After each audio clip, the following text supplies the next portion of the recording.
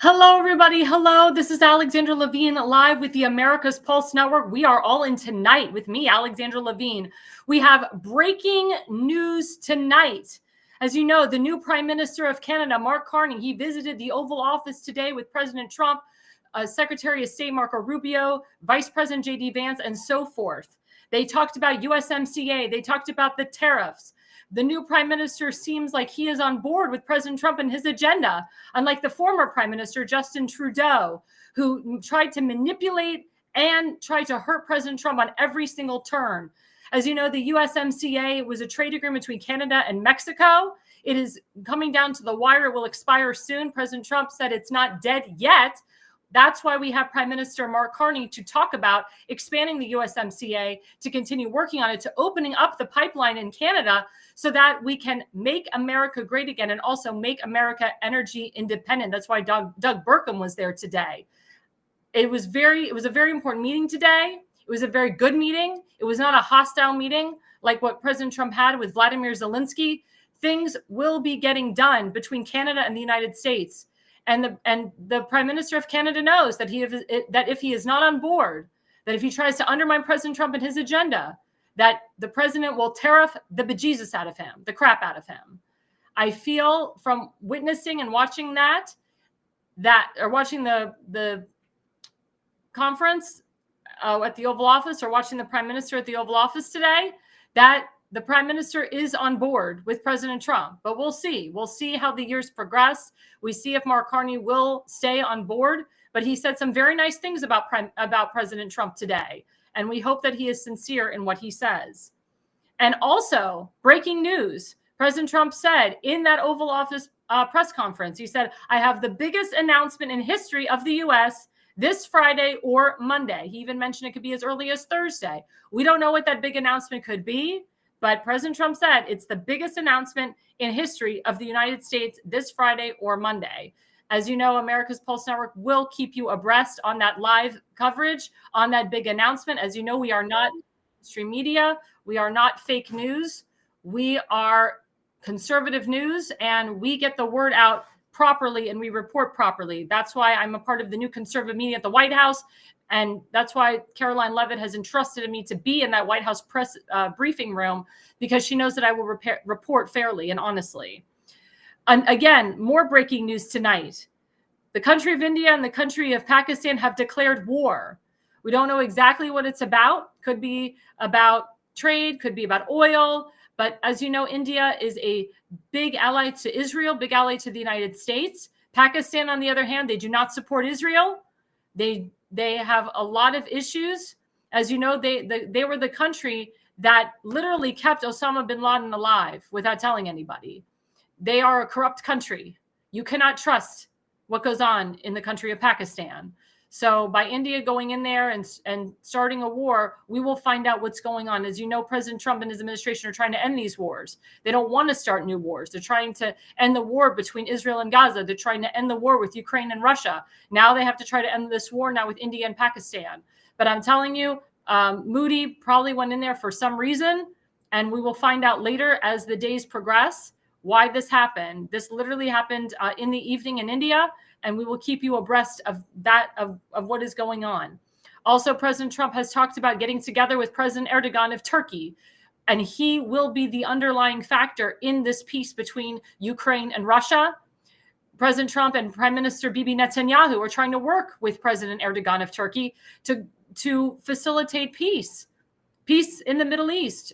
Turkey has a very powerful army. Turkey, as you know, they support Hamas. They're supporting the Palestinian regime. They're supporting Al-Aqsa's Martyr Brigade and all these terrorist organizations. And under President Trump in 2017, he had a great relationship with President Erdogan of Turkey. Now it's time for President Erdogan of Turkey to sit down at the table with President Trump. They will be sitting down at the table with Prime Minister Bibi Netanyahu. They will be sitting down at the table with Ukraine and Russia to get some type of a deal. And the president of Turkey, he invited President Trump to come to Turkey, and President Trump reciprocated that by saying he's invited to the Oval Office. As you know, under Barack Hussein Obama, he hurt that relationship between the United States and Turkey. He caused a lot of havoc. Again, President Obama was in charge of opening up the Arab Spring and allowing the Taliban to rise, Al-Qaeda, Al-Aqsa Smarter Brigade, and of course he created ISIS, and as Obama called it, ISIL, it's really ISIS. And under President Trump's leadership, he demolished he demolished the Taliban. He reduced the terrorist organizations. As you know, Israel has gone in there. They've pretty much demolished the heads of Hamas. They've demolished the heads of Hezbollah. They're working in Syria right now to combat the situation with Syrian Christians being hurt and killed by ISIS and Al-Qaeda and so forth. So this is a time for peace. And every time President Trump has a press conference, every time President Trump has a leader in there, the mainstream media, fake news, they press President Trump. When is the wars going to end? When are we starting peace in the Middle East? Blah, blah, blah, blah, blah. As you know, President Trump isn't stupid, and he's not going to tell the mainstream media, the fake news media, about his strategy. He's not going to tell them what they're doing. Pete Hegseth's not going to do that either. I can tell you that Pete Hegseth has been a great Secretary of Defense. The recruitment has been so astronomical. People have been coming in drones to want to be a part of our military, be a part of our Navy. That's because of Pete Hegseth getting in there. People trust America's military again. It's become unwoke.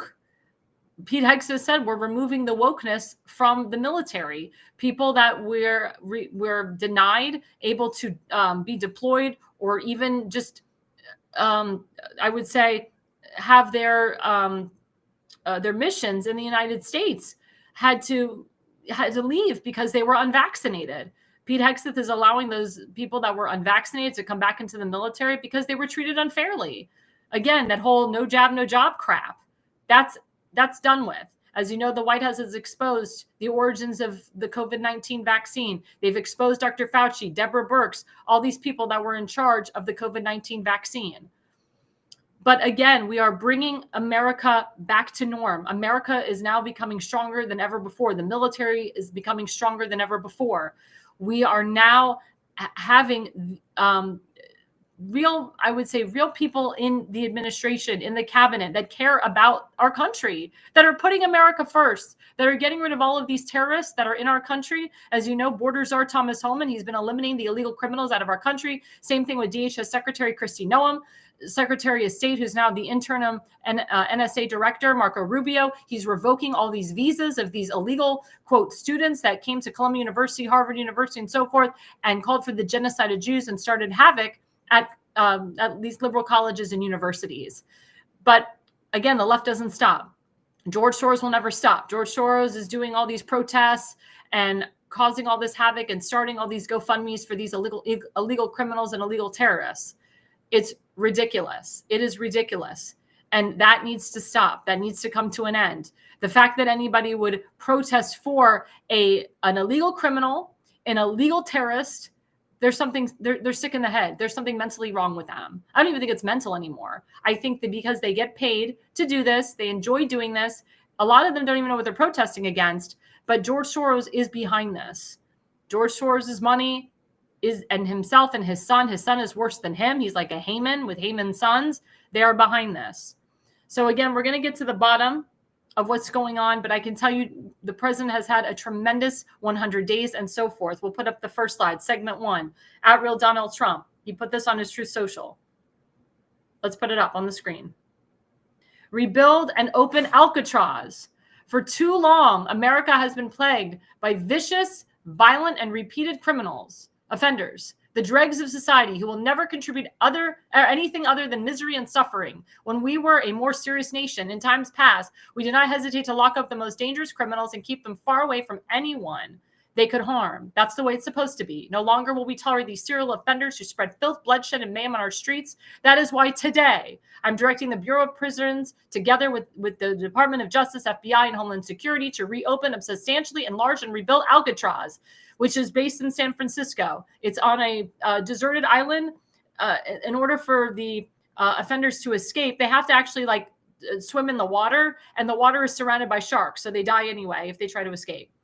To house Americans' most ruthless and violent offenders. We will no longer be held hostage to criminals, thugs, and judges that are afraid to do their job, and allow us to remove criminals who came into our country illegally. The reopening of Alcatraz will serve as a symbol of law, order, and justice. We will make America great again. This is amazing. This is amazing. We've never had a president who wants to reopen Alcatraz. Alcatraz was like the worst prison ever. People were there for 20 to 30 years.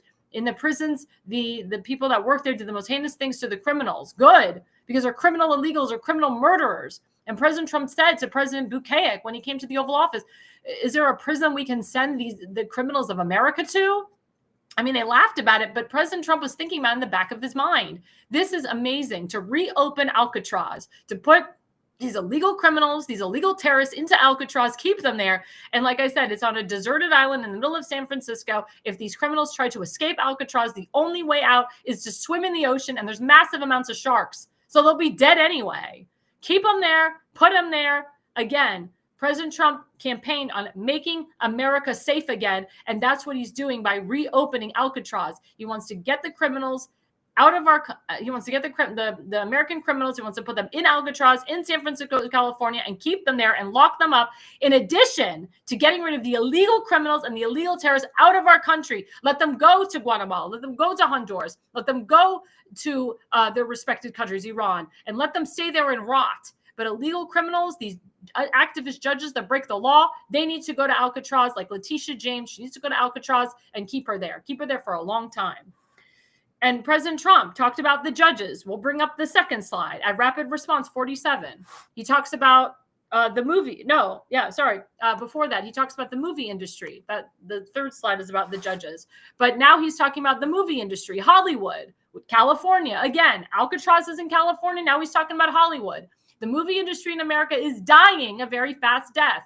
Other countries are offering all sorts of incentives to draw our filmmakers and studios away from the United States. Hollywood and many other areas within the USA are being devastated. This is a concerted effort by other nations and therefore a national security threat. It is in addition to everything else, messaging and propaganda.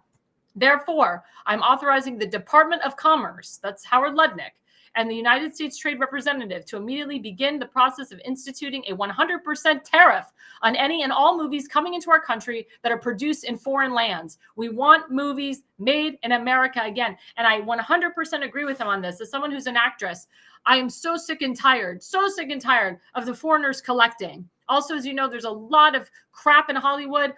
Harvey Weinstein was exposed for the casting couches, the pedophilia that goes on in Hollywood. The movie industry today sucks. They don't produce any lucrative movies, nothing educational, and they keep reproducing the same movie over and over again. And they keep taking classics and making crappy sequels out of them. I know as an actress, as an opera singer, I see how the opera companies are now changing how the operas are supposed to be, how it's become woke, how the characters are, the costumes are very woke and it's very modernized now. They don't even perform Mozart like they should. This is such a great move. And as you know, President Trump has been in multiple movies. There was even a report I read that the director of Home Alone 2 wanted to take President Trump's clip out of it, which is disgusting. He's like, damn it, I wish I could have removed Donald Trump's clip out of Home Alone 2. I can't do it. I don't know how to edit it out. I can't do it. The whole point of that scene was that Macaulay Culkin was in President Trump's hotel. That's crazy to take that little clip out. It's a historic clip. But that's Hollywood for you. They're woke. And again, Hollywood loved Donald Trump before he decided to switch parties and become a Republican and run as the president of the United States. But going back to the judges, slide number 3. There we go.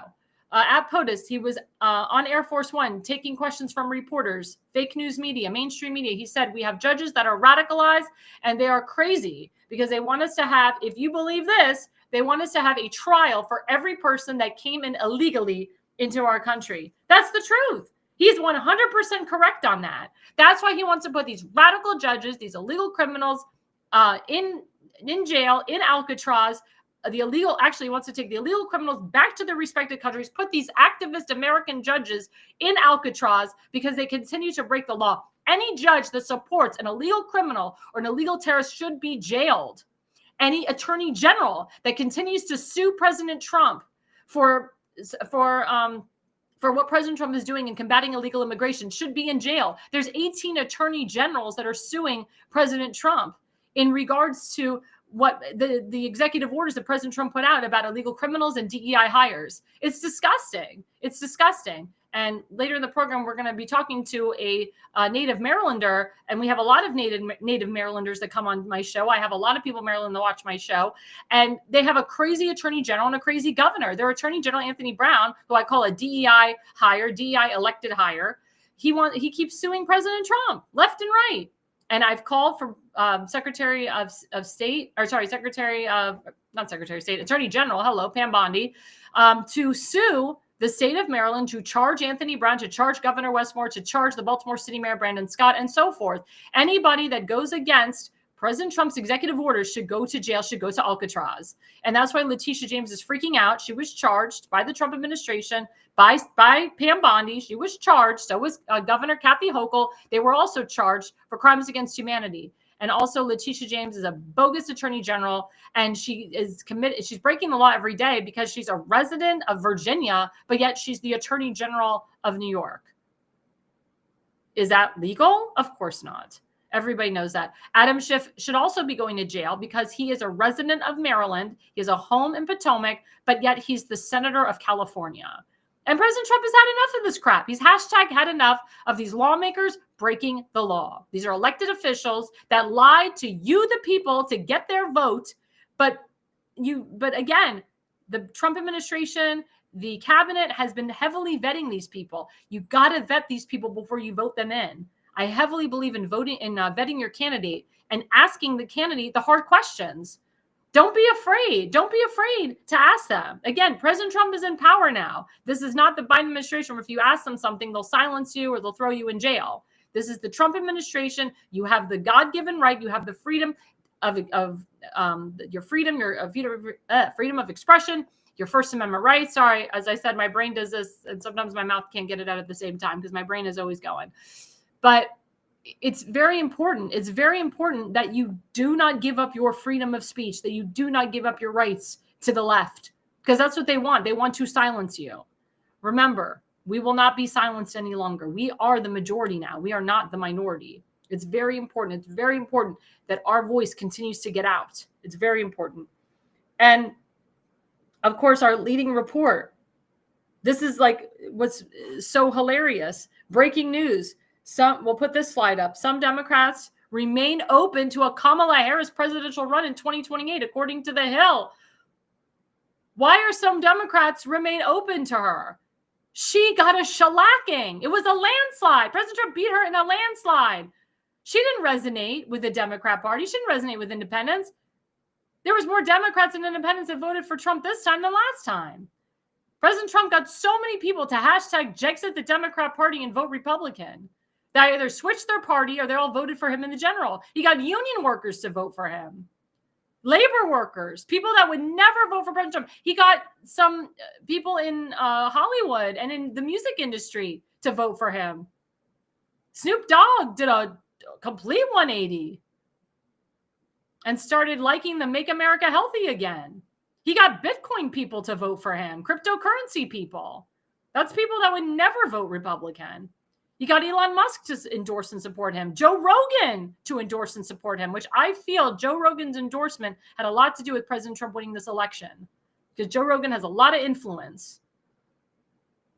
But I mean, to even think that Kamala Harris should run for president, to even think that some Democrats, and these are probably hardcore socialist Democrats, want to leave it open for her to run again, for her to be embarrassed again. I don't get it. Is that the only person that they have? I know for a fact that Governor Westmore is planning on running for president. He's even said it. He's the young Obama. He's the new face of the Democrat Party. They're trying to fish here because the Democrats really don't have anybody and they don't have a message. But to even think, to even suggest that Kamala Harris run again, I'm surprised they haven't put Hillary Clinton's name out there again. I bet that's coming soon. They'll probably put Alex Soares' name out there to run for president, I'm sure. I know they're trying to push AOC and Bernie Sanders. They're doing their stupid fighting oligarchy rallies where they use your taxpayer dollars to come to these rallies. They beg people to come to those rallies because they couldn't get the average American to come. I mean, it's disgusting. The whole thing is disgusting. I cannot believe it. I cannot believe that they're pushing Kamala Harris to run for president again. I hope she's smart enough to say no. I hope she's smart enough to say no. But I heard that she may be running for governor of California. I mean, she and Gavin Newsom already destroyed California. Let them continue to destroy it. My hope is that California does flip red. I do believe that President Trump won California in 2020. I've said that because I worked with a lot of districts and a lot of different people in California, and their districts were hardcore Democrat, and I switched them from D to red. And I talked to a lot of people in California. I was in California in October of 2020 during the heart of the pandemic. I wore a Trump 2020 mask to Los Angeles airport. And I had flight attendants come up to me and they said, "I love your mask." I had people at Hertz rental car in Los Angeles at LAX say, "Can I take a picture with you?" Everywhere I went, every liquor store I went to, every restaurant I went to, I wore my mask because it was a requirement, and they all took pictures with me. And this was in a very hardcore area, very hardcore Democrat area in Los Angeles. I was in Orange County. I went to Beverly Hills. I went to some of the most liberal counties in California, and they all loved my mask, and they all loved Trump. So I believe that California can be flipped. But if California continues to allow socialist, communist, Marxist leadership in their state, they're not going to have a state any longer.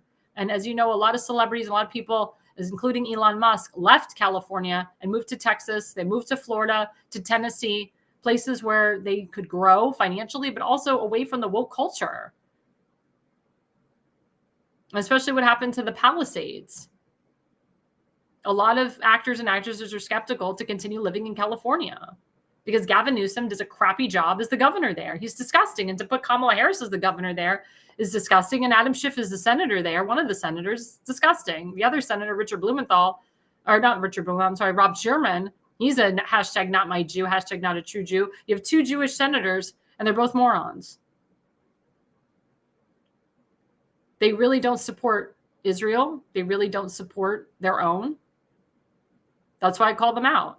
And Senator Sanders, as you know, he's really an atheist. He's denounced his Judaism. He said, "I personally married a non-Jew because I just don't want anything to do with my Judaism. And his favorite sandwich is ham and cheese, which is unkosher." He doesn't go to synagogue. He supports Hamas. He loves Linda Sarsour. He loves the Squad. He loves Hamas. He loves Al-Aqsa Martyr Brigade, the Taliban. That's his crowd. That's his people. We got to get these people out of office. Senator Chris Van Hollen from Maryland. He's a POS. He supports Hamas. He's formed and funded by an anti-Semitic group called J Street. I really hope to God that AIPAC primaries him out because he's a disgrace and a disgust. Going to El Salvador on the taxpayers' dime, which he admitted. He admitted on multiple different news channels that the taxpayers paid for him to go to El Salvador to try to bring this illegal MS-13 gang member who he called the, quote, Maryland man, which we all know he wasn't from Maryland, and tried to bring him back. And then he tried to coerce other congressmen and senators on the taxpayer dollars to go to El Salvador to try to bring this illegal MS-13 criminal back. As you know, President Bukele said, no, he's not coming back. I'm not smuggling an illegal criminal back to the United States. That's insane. But this is what we're dealing with at the Democrat Party. This is what we're dealing with. And that's why I say, and here's the image that came up. We'll put up that image. Last slide. Give a Democrat a fish and he'll eat for a day. Teach a Democrat a fish and he'll steal your rod, take your wallet, and then blame President Trump. I wholeheartedly believe that. You give a Democrat a fish, and that's what they do with it. They have a heyday. And the Democrats continue to blame President Trump for every little thing. It's disgusting. Why don't they try to work with the man? I can tell you moderate Democrats are actually thinking of hashtag Jexiting the party, becoming Republican, because they've hashtag had enough of what the party's turning out to be. If the party is going to push Kamala Harris in to run for president, if the party is going to continue to combat President Trump on his executive orders, Democrats are going to flee. They're going to become independents, or they're just going to switch straight to Republican. And now is the time for people to try to switch parties. Now is the time. Before 2026. This is the time where people should be out there recruiting other people to switch parties. That's what I do with the Jexit organization. We recruit Jewish people to hashtag leave the party, to vote Republican, to vote the right way, either to switch their party to independent or Republican, or just don't vote Democrat in the general. The Jexit organization has been extremely successful on that. We had a significant rise in Jewish people voting Republican this last election cycle. I'm hoping in Maryland and in other states, like New Jersey, for example, and Virginia, that Jews and Blacks and other minorities, Hispanics, they hashtag Jexit the Democrat Party and vote the right way. Coming up after the break, we have our sponsor, Adam Reuter. He's also the founder of the Baltimore County Informer. He will be with us right after the break. Old home videotapes that you're no longer able to watch? Need them transferred to DVD, Blu-ray, or your smart device? Baltimore Digital offers professional-grade VHS, mini DV, and high 8 digitizing services. We can also convert Super 8mm film too. Baltimore Digital also provides photo restoration services. Visit archive.baltimoredigital.net. Mention code Alexandra for a 10% introductory discount.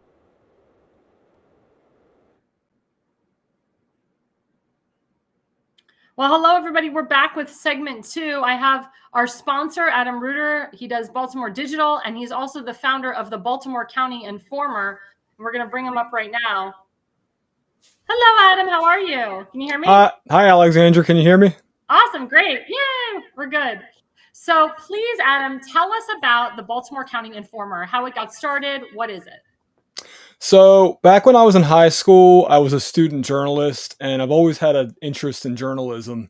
So fast forward a few years after college, I wrote for this website called Punk Rock Libertarians, and I kind of just, I parted ways nicely with them, and then I had a falling out more recently with another news website where all my articles were deleted because of a very petty thing. Anyway, I decided, you know what? Enough is enough. I'm going to start my own news website. And because there was a big gap in the news coverage in Baltimore County and part in Baltimore City, but more so Baltimore County just doesn't have, enough news coverage for especially the county council and what's going on with the county executive. So I can say I went through the Baltimore County Informer. What I love about what you do is you're very neutral in your reporting. You report on Republicans, Democrats, Independents. I can say for experience that you are not fake news. You are not the mainstream media. You aren't really opinion-based. I mean, you do have some opinions on there, but I know that you report fairly and honestly. And what is your, I should say, niche in what you're going to report? What stories do you see in your area or even outside of your area that you feel are newsworthy? Well, like I just said, with the county council, there's always different bills that they're discussing and debating, and then they pass them, and you don't ever hear anything about it in certain local newspapers and on TV. So, I figured, hey, I have the equipment to do it. I have the know-how to put a website together. Now, I won't say I'm not biased. Everybody has their own biases. I do some editorializing here and there, but I do try to report the facts. I try to link to my source material whenever possible. And one big thing I don't do is I don't run stories with anonymous sources. It's something that really bothers me, and it's something that I stay away from personally. Now, you personally live very close to the Francis Scott Key Memorial Bridge. As you know, that was a big thing that happened almost a year ago. And your governor, unfortunately, has really done nothing to replace it. All he's done is write a drawing of what it'll look like. And he, unfortunately, when Biden was in office, he called for full federal funding. As you know, President Trump said, no, we're not going to fully fund the bridge. Maryland has to do their part as well. What say you about the rebuilding of the bridge? What would you like to see coming out of your governor? Do you believe in your governor that we should have full federal funding for this bridge? What do you think should happen? Well, first of all, Governor Wes Moore right now is jet setting around the country, outside of the country. He went to Japan. He went to New York City. He was on The View. When you look at the Key Bridge, or what's left of it, I should say, and you're like, why is that still there? And I'm not going to pretend to be a bridge expert.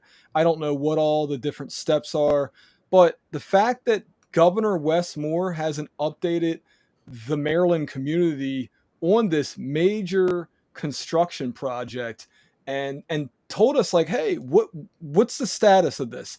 That to me speaks volumes, and it's really a slap in the face to the people of Baltimore, the people of Maryland, and I don't know what he's busy doing.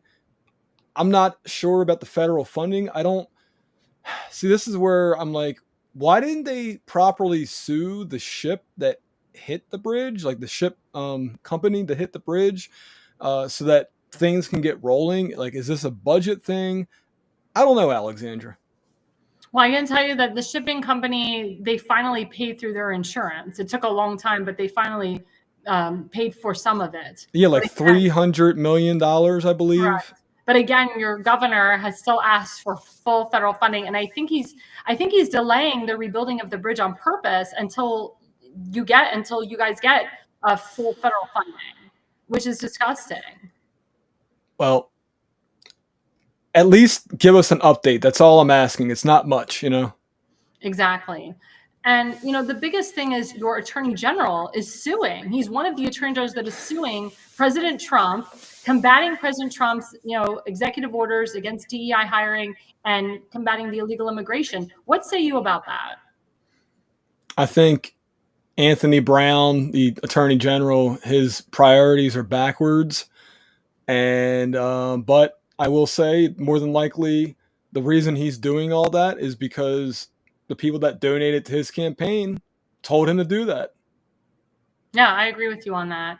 And I can tell you that Pam Bondi is looking into charging him, is looking into suing your state. I know that your state is on the list, especially because of what your Senator Chris Van Hollen did by going over to El Salvador on your dime, by the way, your dime, Adam Reuter, and your family's dime, and Tim Fazenbaker's dime and his family, by trying to bring back this illegal MS-13 gang member who he called the, quote, Maryland man. What say you about that, about your senator going over to El Salvador and trying to bring back this illegal MS-13 gang member? And again, for my audience, his wife, Jessica Vasquez, had a temporary protective peace order against her husband in 2021. She said he brutally hurt her. He punched her. She was like in fear of her life. She documented exactly what he did to her in 2019 and 2020, but yet your senator thinks it's okay to bring this illegal MS-13 criminal back to the state of Maryland. What say you about that? Well, Senator Van Hollen and or his team should have done a much better, thorough research process when they decided to pick somebody to go help. Because had they hired me, I could have, told them, hey, this guy has a criminal record. He has, peace orders against him. The state government, the federal government, they have access to this information that may not be available publicly. And they could have done it if they wanted to. They chose not to. Now they got egg on their face. And to be quite honest with you, Alexandra, this kind of stuff is making me want to leave the Democratic Party. I'm this close, to be honest with you. And just for the record, Adam, you consider yourself a Dino, a Democrat in name only. I know you were a Republican for a long time. No, I am a Democrat. I left the Republican Party because of Larry Hogan and the Republican Party not doing anything about him back in 2018. But I know that you support President Trump's policies. I think you actually voted for President Trump. Is that correct? I support any policies that are found in logic, reason, and fact. So whether that's on the Democrat side or Republican side, it doesn't matter to me. So at this point in time, I'd say I'm more of an independent than anything. Sorry, what was the second part of your question? Oh, I believe that you did vote for President Trump. Oh, yeah, I did, definitely.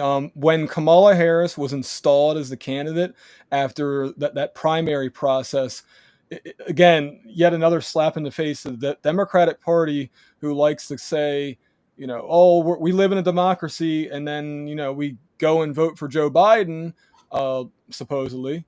Or, there was other people running against Joe Biden. That's one, again, lack of media coverage. But yeah, it was disgusting what happened there. And Kamala Harris, let's just be honest, like, she's not a great candidate. I don't know what I don't know where she comes from. She reminds me of those people. If you've ever worked a corporate job, they come in and they talk to you about like HR department stuff. She reminds me of an HR department director.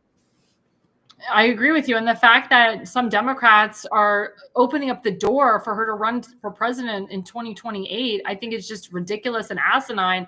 She got her butt kicked by President Trump. She will get her butt double kicked if she runs in 2028. It's ridiculous. It's so ridiculous. There's better Democrats out there. Kamala she had her chance, just like Hillary Clinton had her chance. It's time to move on. Well, they're thinking of having your governor run for president of the United States. What do you think about that? And I want you to answer this as a perspective of a Democrat. From a perspective of a Democrat, well, if you are not a hardworking person and if you are reliant on the government, then Wes Moore is doing a great job. But from a standpoint of if you are a hardworking Marylander and you want to keep more money in your bank account, you're thinking about leaving the state. Well, I feel that Governor Wes Moore is helping more of his developer friends, his union worker friends, than helping the average American, or even helping the small business owner, helping that doctor, helping that lawyer, helping that entrepreneur. Yeah. And that's why a lot of people are leaving, and they feel that he has forgotten them. And if, God forbid, he becomes the president, he definitely will forget them. Yeah, well, he took a multi-billion-dollar budget surplus and turned it into a deficit. And that's on top of the tax increases, the fee increases that happened last year. I believe it's October or maybe July 1st where these new taxes and fees go into effect. It's going to be a bloodbath, and I feel sorry for Marylanders who are so deeply rooted into Maryland that they can't leave very easily. I really have a lot of empathy for them. You brought up the county council. I'm glad that you did. As you know, they expanded the county council from 7 to 9. They still haven't determined what the final mapping is. I know that you live in the Dundalk, Edgemere, Sparrows Point area, which is mostly Republican. But your incumbent county councilman, Todd Crandall, there's some of his voters, supporters, even some of his constituents are very concerned about him. They said he hasn't really been present in meetings. There was a story that came out that he's been in and out of rehab. What say you about keeping Todd Crandall on as the county councilman? Do you think that your district needs a change? I'll leave that up to the voters and whether Todd Crandall wants to run again or not. Well, I heard that the majority of the incumbents are not going to be running. The only incumbent would be Mike Artell, who will run for re-election because he's a newbie. What do you say about that? I wonder why they don't want to run. That's true. I mean, there's reports that, as you know, former Baltimore County executive, who's now the Congressman Johnny Olszewski, he signed a bill stating that he got a big increase in his job. He was making over $100,000 a year, and all these county councilmen, they also got a big pay grade.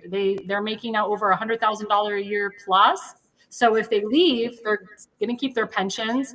They're going to have that $100,000 a year plus. So I guess they feel they don't need to run again. Yeah, well, I know a couple of them are more than likely running for county executive. I don't think they're officially in the race yet, last time I checked. But I really don't know. I'm not a mind reader, and I can't see. I'm not able to unfortunately ask any of the county council members because I'm not at that point as a journalist yet where they care about people like me. But well, I'm inviting them all to come on my show. If any of Todd Crandall and with David Marks and I think Wade Catch is really retiring. Julian Jones, Mike Artell, if they want to come on my show, they have an open invitation. As far as increasing the county council seats, I actually agree with that because the population of the counties got so big that it had to happen. Now, I just hope that they get this map situation situated so that people can officially start getting into the races. I agree with you on that. I wholeheartedly agree with you. I know Nino Maggione, he wants to take over for Wade Catch's seat. That'd be District 6. Like I said, David Marks, we don't know if he's going to run for county executive, if he's going to run again for county council, if he's going to retire because his new wife is having a baby. He's going to be a dad. So we'll see, we'll see what happens. But I can tell you, because I know your district like no other, because I've campaigned in your district and I work with elected official Tim Fazenbaker, that the people in your area, Sparrows Point, Dundalk Edgemere, they want to change. They want someone young. They want someone fresh. They want someone that cares about them, that doesn't care if you're a Republican or a Democrat or independent, that will be there for them. I can tell you, when people call Todd Crandall's office, they never hear back from them. They never hear back from him. Yeah. He's been in and out of rehab, from what I've heard, from what other reporters have told me. And I also heard, and I don't like to spread rumors, but I think there's issues with his marriage as well. So that can cause a lot of problems as well in terms of, getting back into the ring or getting reelected. Sometimes people don't like voting for incumbents or anyone in office that are having like marital issues. They like someone who's happily married and has a family. And it's very sad that they haven't finished the map yet. I think they won't finish the map until October of this year. And that's really late, because that's really hard for people that want to run for these councilman seats to raise money, because they don't know whether they're coming or going. And it's really sad. And, you live in, I said, a very Republican district, but you do have rhinos that are delegates and state senators in your district. What say you about that? The biggest problem that I have with my local representatives is that they're absentee on important issues like Fort Howard being possibly redeveloped. There's all kinds. If you just go on Facebook and see what I'll call it the pulse of the Baltimore County Southeastern District, you can see what people are talking about. There was an issue, I remember, that I did call up Councilman Crandall's office about, which was that the county code enforcement had fined this elderly lady for a toilet that was in her yard. Now, an elderly lady may not have the money to, or whatever, to get somebody else to remove that toilet. Toilets weigh a lot, and an old lady can't be expected to pick up somebody else's litter. So once the word got out, obviously people were like, well, what's the address? I'll go take it away. I'm a junk removal person. I called up Todd Crandall's office asking about this, whether it was legitimate and like, can you guys not fine her? I think the fine was like around 6 to 7. I remember this story. Sorry, what? I remember this story. Yeah, the fine was about $600 to $800, which, first of all, that's ridiculous too. Mm-hmm. But this poor old lady just trying to live her, the rest of the years of her life. And, I think of my own grandfather, who's almost 99 years old, having to deal with the county code enforcement. My goodness, I would be livid if that was him. I'm glad that you brought up Fort Howard, because as you know, that's something that, you have worked on with me, with Tim Fazenbaker, with Kim Stansberry, with Henry Ziskowski, because as you know, Governor Westmore passed an illegal bill to put Section 8 housing near Fort Howard. He wants to put Section 8 housing, and he says it's for low-income families, but we all know the underlying meaning is for illegals in this historic area. And Tim and I have called for making Fort Howard more of a national park for the people. Tim and I have also talked to the constituents of Fort Howard. They do not want Section 8 going in. Tim and I have also reached out to the president, to the White House press corps, to the Secretary of Defense, also to the Secretary of Veterans Affairs, Doug Collins, and so forth, to remove this illegal bill. What say you about that? Because you know Fort Howard also, and you've lived in Maryland a long time. What say you about that? I honestly don't know enough details about it, but I would like Fort Howard to remain as it is, as a half park, and then reopen what was a veterans hospital at one point. In fact, my uncle used to work there, so I do have some personal ties in that matter. I believe that was before I was born, but still, that area is meaningful to me. It's meaningful to the War of 1812. I'm not going to say like people in Section 8 or housing vouchers are necessarily going to mess an area up, but I don't see the reason for it. I think there's plenty of other places to put affordable housing. Why do you have to mess with that area? I agree with you on that. But also, as we know, when you put Section 8 housing in a high income area, like houses that are worth $500,000, $600,000, even to $1 million, it devalues and depreciates the house. And also, you don't know what's going into your neighborhood. There could be criminals going in, like I said, illegals going into that neighborhood. So the fact that Governor Westmore, who's supposedly a Bronze Star Medal, who was in the military, the fact that he would even sign this bill is disgusting and asinine.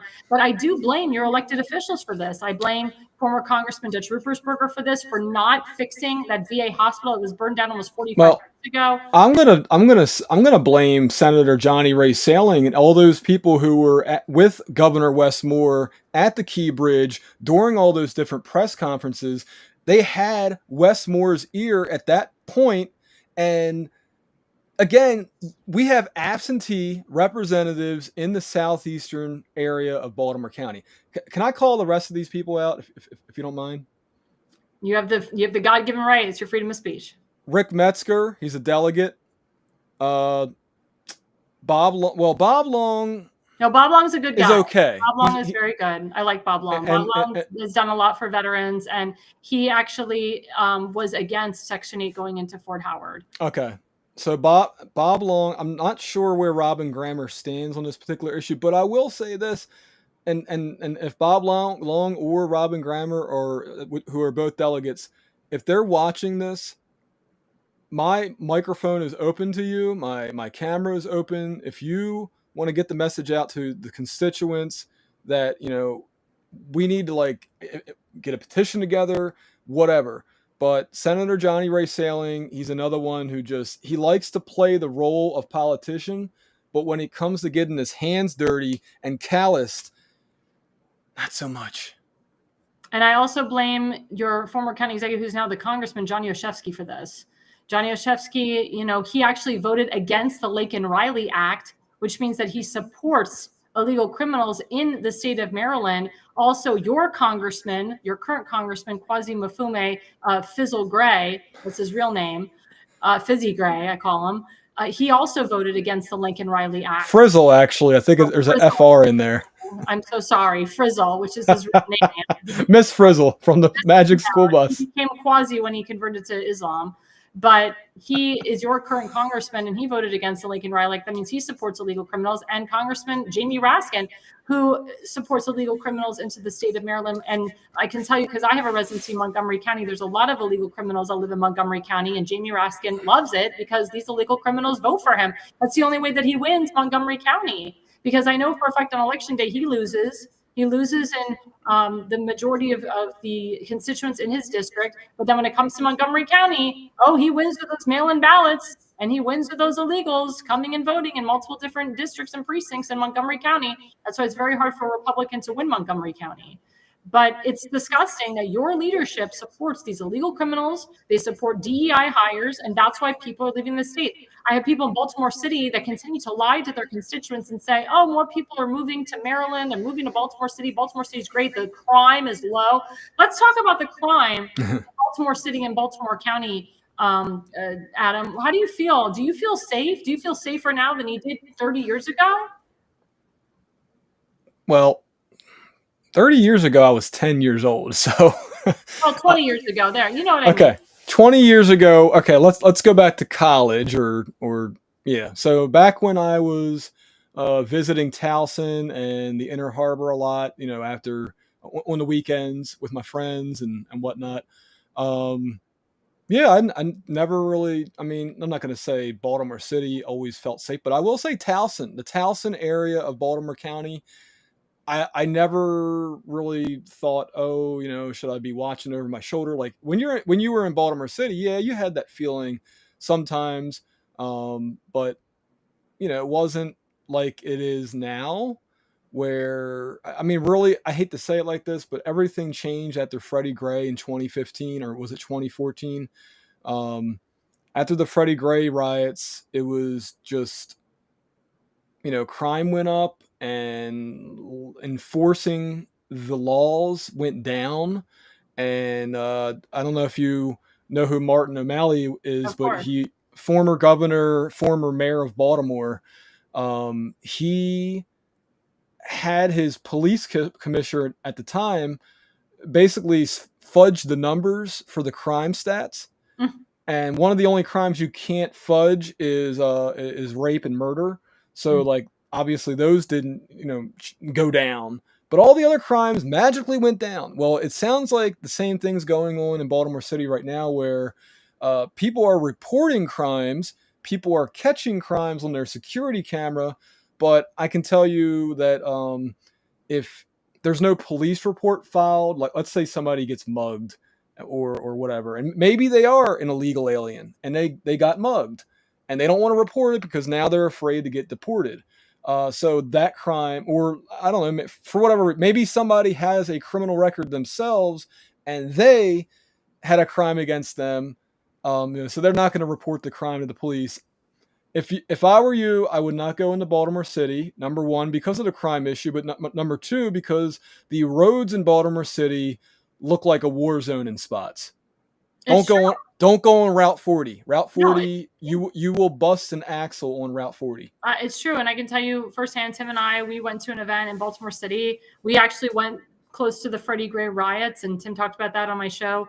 And we literally saw people doing drug deals right in front of us, and nobody was held accountable. We saw prostitution happening right in front of our eyes, and nobody was held accountable. And that is because of the leadership of the Baltimore City Mayor, Brandon Scott, who I've asked Pam Bondi to charge, because he calls himself a DEI leader. So does your governor. They all call themselves DEI leaders, and they keep combating President Trump, and they're okay with their city and the state having crime up at the, on the rise. Yeah. And it's disgusting. It's very disgusting. Well, I don't know if they're okay with it, but I don't think they do nothing to stop it. That's the issue, is that they are, I don't know if they're afraid of the gangs, or if they're just afraid to, if they're going to offend somebody. Well, I think it has to do with their donors, like what you said. I think it has to do with who funds them. Yeah. Are you aware that when they opened that brand new juvenile detention center, there was protest outside of that building? No, I didn't know that. This was many years ago. And I mean, when I saw that, I'm like, okay, so you just want people to not be punished for breaking the law? I mean, it just, again, I think logically, and when people are just emotionally going to these protests, not because of good reasons. Mm-hmm. I mean, look, I don't think somebody should, lose their ability to be a productive member of society because they made a mistake, and maybe they rehab themselves, and they should have a second chance. But if you look at people like Freddie Gray, for example, they have rap sheets that are 2 pages long or longer. Same thing with George Floyd. Yeah, by the time they're 25, 26 years old, they've been given 8 chances, 10 chances, 15 chances. At a certain point, you have to just say, you know what? Hate this, you belong. Your home is now Jessup, Maryland, in the prison. You know what I mean? Like, your home is now Alcatraz. Well, I wouldn't go that far, but I would. When it comes to like armed robbery, I mean, some of the stuff that these people commit, I mean, I could never imagine myself pointing a gun at somebody and demanding they hand over money. I mean, that to me, just the thought of it gives me goosebumps of like, yeah, people are sick. You know what I mean? Like, but there's callous individuals out there. They have no value of life. They're desperate to make money the easy way, the quote easy way. And by the way, to go back to what you were saying earlier, there are open air drug markets happening in Baltimore City. There's residents who record this on video. I've seen it with my own eyes. And, the police might get called, and then nobody gets arrested because they all scatter, and it's like, what do you do? I mean, there's things you can do. What was that famous, I don't know if Mayor Scott said this, but it was, you can't arrest your way out of this problem. Oh, yes, you can. By the way, credit to Ivan Bates. I think Ivan Bates is doing a pretty darn good job, but there's only so much he can do, But what about your Baltimore County Sheriff, Jeff Fisher? I mean, he has been absent, and he's been the sheriff for 20-something plus years. But for some reason, he just continues to get reelected every 4 years. What say you to Jeff Fisher? How can we, get this guy to wake up, or get him out of office, or push him and force him to retire, because he's really done nothing to help the people of Baltimore County? Well, I wish that Sheriff Fisher and I would have had the chance to speak back during 2020 with all the COVID lockdown situation, because the sheriff is actually the one who's supposed to, keep the Enforce the law. Constitution alive. But as far as other things that are going on in the county, like as far as I know, they're basically just security detail for the county buildings, and that's about it. So, we have just a couple minutes. So, Adam, how do we make Baltimore County safer? What would you like to see as someone who lives in Baltimore County? What would you like to see out of your representatives in terms of fixing the county, making it safer? What would you like to say to your congressman, your senator, again, you're their constituent. They work for you. You don't work for them. You need to remind them, all the constituents need to remind their lawmakers that they work for you. You don't work for them. Do you remember when Elon Musk sent the email out to the federal government and asked, "What did you do last week?" Mm-hmm. You remember that? Mm-hmm. That's all I really want from my representatives is a bullet point weekly message. Where's your email list? Because a few of you blocked me on social media. Where's your email list with a bullet point list of everything you did last week to earn that paycheck from the taxpayers of the state of Maryland?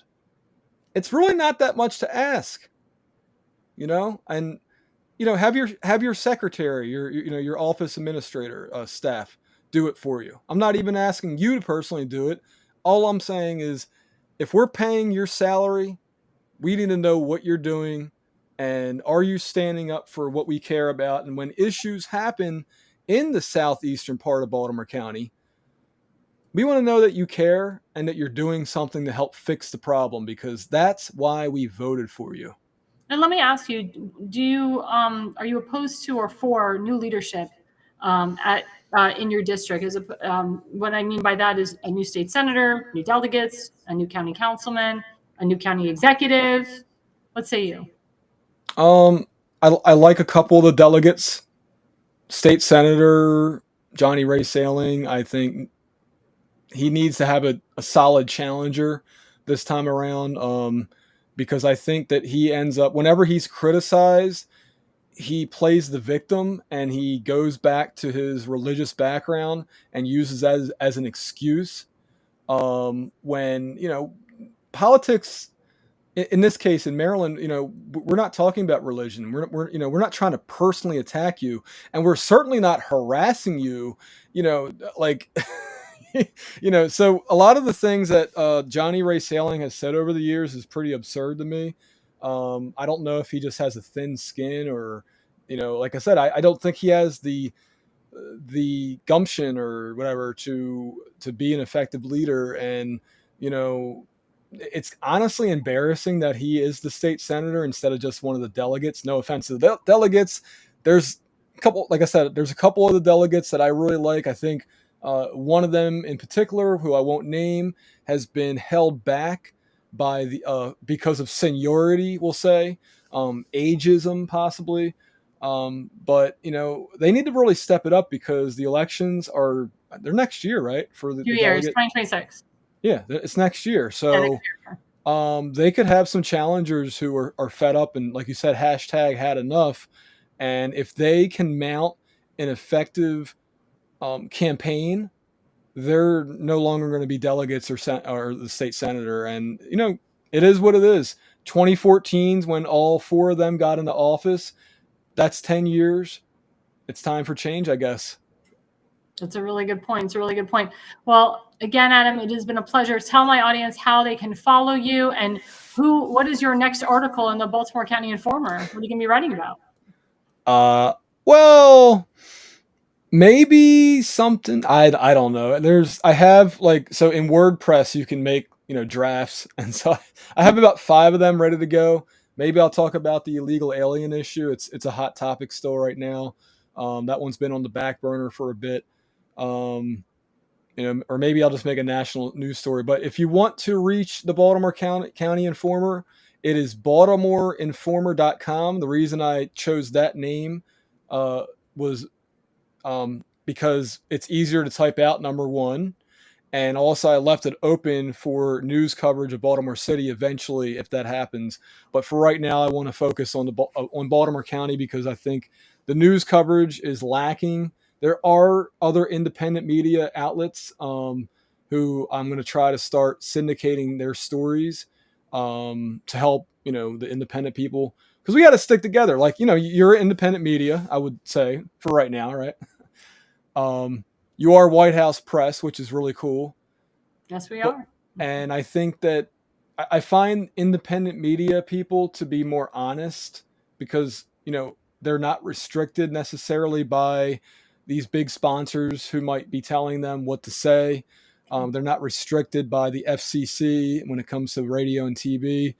So there's a few words they could use that they can't say on public airwaves. But overall, they're just more honest, and I really like independent media, and also I like independent musicians and art people, and like there's a local one coming up. There's plays that are happening, all kinds of stuff going on, and we just don't hear about it because I don't know why. Because they don't have enough money to advertise. I don't know, but like I think that the Baltimore community is great. There needs to be more positive news coverage also. So I want to start doing a little bit more of that too, and not focus so much on negative stories. But negative stories get the clicks. I'll be honest, they do. But so BaltimoreInformer.com. Thank you so much, Alexandra, for having me on your airtime, and I wish you luck.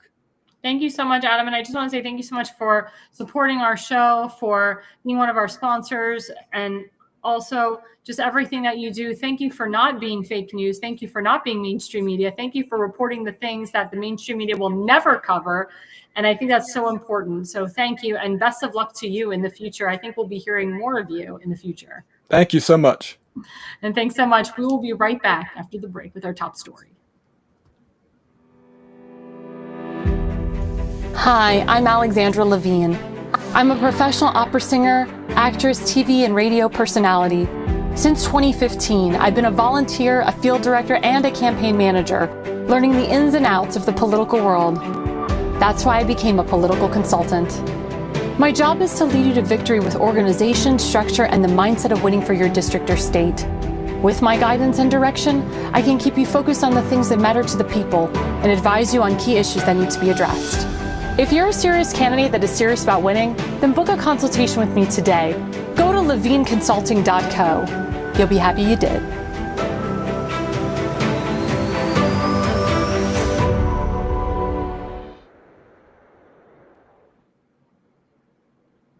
And hello, everyone. This is Alexandra Levine live with the America's Pulse Network.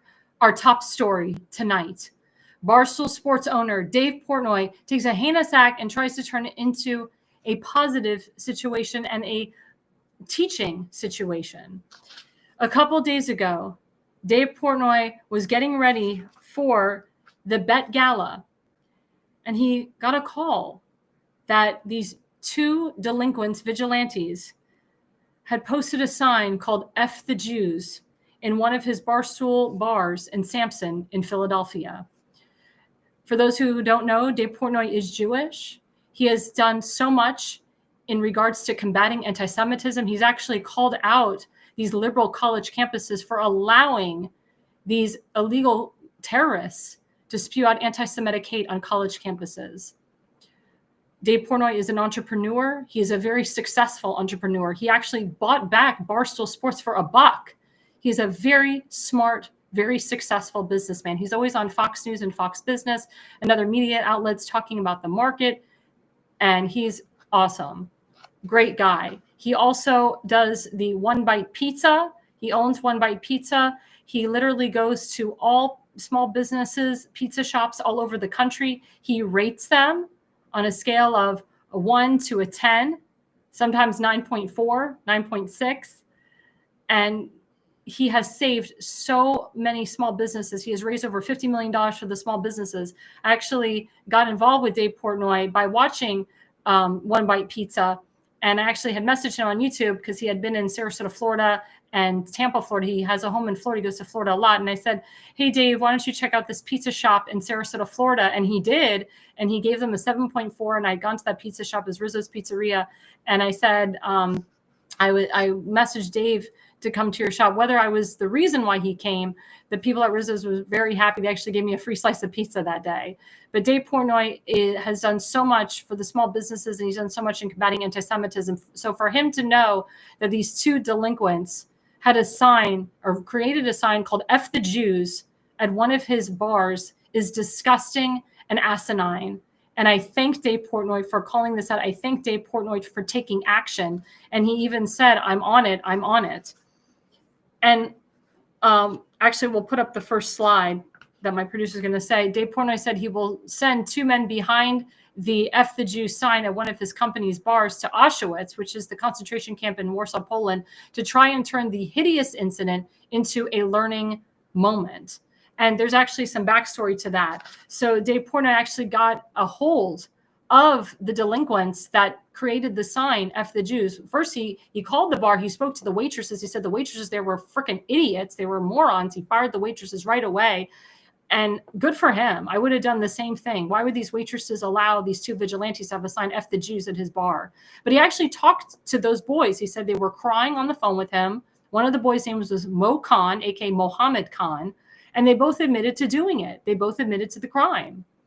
And instead of Dave Portnoy ruining these two individuals' lives, which he could do, he's got the money and power to do it. He said, you know what? I'm going to take this and turn this into a learning, into a teaching method. And I'm going to pay for these two individuals to go to Auschwitz, to see the concentration camp, which is still intact. And maybe they'll get something out of it. Now, I thank Dave Portnoy for doing this. I love that he suggests this because, as you know, my life's mission is to mandate full Holocaust and full education in all 50 states in this country. I worked on it in Pennsylvania. I'm working on it in Maryland. I worked on it in Arkansas and Missouri.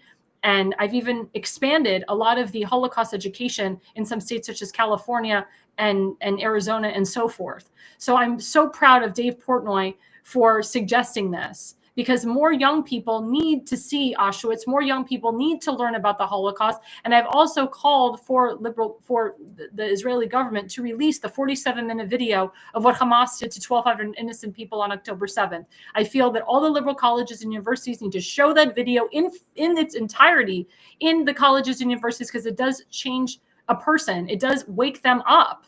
I can tell you my personal experience. I was born in Sarasota, Florida. At the time, there was no Jews. I was the only Jew in the classroom. I was harassed for being Jewish.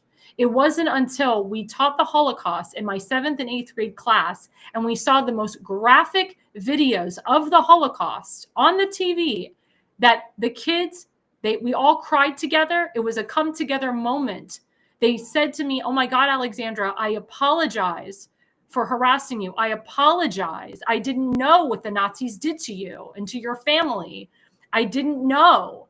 And after that, I became friends with every single person in my class. I actually have more Christian friends than Jewish friends. But I started to educate them on the Holocaust. I brought them to my home for Passover, for Hanukkah. In exchange, I went to their home for Christmas and Easter. I went to church with them. I sang at Mass. They came to my synagogue. They sang at my synagogue for Passover and Shavuot and Shemini Atzeret and many other special holidays.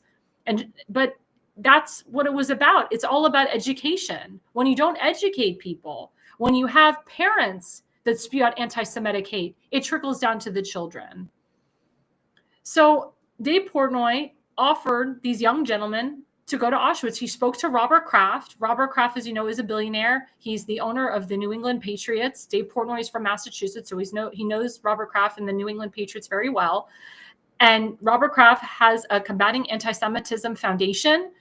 And Robert Kraft actually pulled a lot of his money out of Columbia University. I've actually asked Bob Kraft to put his billions into forming Jewish groups to combat the anti-Semitism on college campuses. So again, I applaud Dave Portnoy for doing this, for reaching out to Robert Kraft to say, hey, let's take these guys to Auschwitz. Let's teach them something. Maybe they'll learn something. And and it was like a kumbaya moment. The boys agreed to going. Dave Portnoy and Robert Kraft, they worked on this together to get these boys going. Well, breaking news happened. Dave Portnoy saw, after talking to the boys, he saw that Mr. Mohammed Khan, who now deleted on his Instagram, he wrote a long speech that said he was just being a citizen journalist, that he wasn't there, that he wasn't involved in it, that he didn't create the sign. And Dave's like, wait a minute, I just talked to you the other day and you cried on the phone with me and you said you did it. Now you're saying you didn't do it. Now you're saying you're a citizen journalist. You said he was a citizen journalist documenting his college life, had nothing to do with it. And of course, when this happened, Dave Portnoy called Mo and said, Mo, like, what the heck? Now you're saying you had nothing to do with it? You're a citizen journalist? And then Mo Khan said, well, I really didn't have anything to do with it. I just felt pressured. And that's why I admitted to doing it, because my name was already out there. And Dave's like, you did it. You filmed the video. You filmed the sign, F the Jews, and you put it on your Instagram. And you were laughing as you were filming it. And other people were laughing at the bar. What do you mean you weren't involved? Oh, but because now your name is out there, now you're lying and saying I had nothing to do with it. I was just being a citizen journalist. Get real. Get real. He literally uploaded the video. And actually, Dave Portnoy looked through his Instagram and found that he wrote an anti-Semitic joke on his Instagram 6 months ago. The joke was, throw a quarter on the ground, find a Jew. But Mo Khan wasn't involved with the F the Jew sign. That's what Mo Khan wrote on his Instagram 6 months ago. Throw a quarter on the ground, find a Jew. That is the most disgusting anti-Semitic comment I've ever read or seen in my life. And this kid is 21 years old. He is a pishika, what we say in Yiddish, a little kid that pisses in his pants. That's what a pishika means in Yiddish. And, Dave Portnoy said, explain this Instagram thing that you wrote 6 months ago. And Mo Khan said to Dave, that his parents can explain that. His parents? He's not a kid. He's not 10 years old. He's a 21-year-old young adult. But his parents have to explain. It sounds like his parents might have influenced him in a bad way. I would like to investigate his parents, see if they're illegal criminals, illegal terrorists, if they were involved with Hamas and Hezbollah and Islamic Jihad. That's something that Kristi Noem and Thomas Homan and Marco Rubio can look into. And Dave said he tried to make it a teachable moment. He tried to make it a teachable moment by sending these two boys to Auschwitz. Now, it's not happening. Dave is not wasting his time and his money sending these kids to Auschwitz. He says, I'm done with this. He said, I can't believe it. This kid blatantly lied and said that he wasn't there, that he was a citizen journalist. Everybody knows that he was there. Everybody does. But Mr. Khan is getting nervous. He's getting nervous and he's lawyering up. And now they've started, I can't believe this, again, a support legal fund for Mohammed Khan, justice for Mohammed Ada Khan. Justice for him? Justice for this anti-Semite? How dare him? How dare his parents allow this? Again, these GoFundMes for illegal criminals, illegal MS-13 gang members, and for murderers. How many GoFundMes have to be made? Why is GoFundMe and Give, Send, Go? Why are they supporting illegal criminals, terrorists, murderers, people that spew anti-Semitic hate? F the Jews is hate speech. That is not freedom of speech. When you call for the genocide of Jews, that is hate speech. That is why Marco Rubio revoked the guy at Columbia University's visa. That is why Marco Rubio will continue to revoke any anti-Semite on a college campus. And if Mr. Mohammed Khan's parents are illegals or on a visa, their visa should be revoked. We haven't heard one comment from Mohammed Khan's parents about this. But he's starting a legal fund. Why is he starting a legal fund? What is he scared about? I thought he wasn't there, as he told Dave Portnoy. I thought he wasn't involved. I thought he was just being a citizen journalist. Unbelievable. Thank you, Dave Portnoy, for calling this out. Thank you, Dave Portnoy, for combating anti-Semitism. And thank you, Dave Portnoy, for wanting to do this wanting to take this heinous act that these two boys did and put into a teaching lesson. and wanting to send them to Auschwitz. I agree that anybody, how regardless of how old you are, I know 10-year-olds that go to Auschwitz. It is a riveting experience. We have a Holocaust museum right here in DC, which I've advocated for teachers and superintendents to take the students to. It's very important that you see real history of the Holocaust. Steven Spielberg put that Holocaust museum together. That is real life footage of the Holocaust at that museum in DC. I went there when I was 7 years old. My grandmother took me there with my sister, who was 4 years older than me, and my parents. I went to the most heinous parts of the museum. I've pushed for this. I've called the Holocaust Museum. They said, we don't have any classes, any students that are coming here anytime soon. Our book is open. We are open to having them. We welcome them. The president just put together a new United Holocaust Memorial Museum Council with the Jexit spokesperson, who's a friend of mine, Siggy Flicker. She's on that council with my friend Sid Rosenberg and many others. That is what should be happening. These young people need to go to the Holocaust museums. They need to have Holocaust survivors brought into their schools, and they need to go visit these concentration camps. My father took me to Mauthausen in Austria when I was a teenager. The General Machavik, what did he do? He was known for stacking up Jews. He stacked them up a certain way. Mother, children, then father. Mother, children, then father. And then he burned their ashes. He cremated them, which is against Judaism. That's what I saw. I've watched so many Holocaust flicks. My father and I watched the full 47-minute video of what happened on October 7th. It was riveting. It makes my heart stronger. It makes my heart want to do more to combat anti-Semitism. You have to see it in real time, in real life. You have to see it to believe it. But for these morons to think it's funny and okay to make a sign, F the Jews, and put it at Dave Portnoy's bar, because they know Dave Portnoy's Jewish. They did it on purpose to hurt him, to hurt the bar.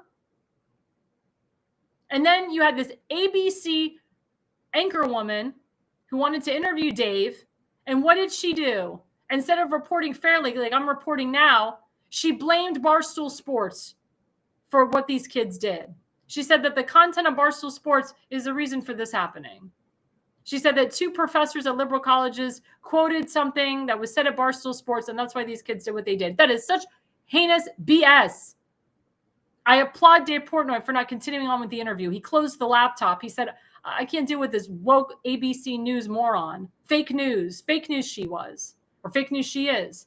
That's why here at America's Pulse Network, we report fairly and honestly. We report the real news in real time. And I quoted directly what Dave Portnoy said in the conversation to the kids and on his Twitter account, because I will report fairly and I will report him fairly.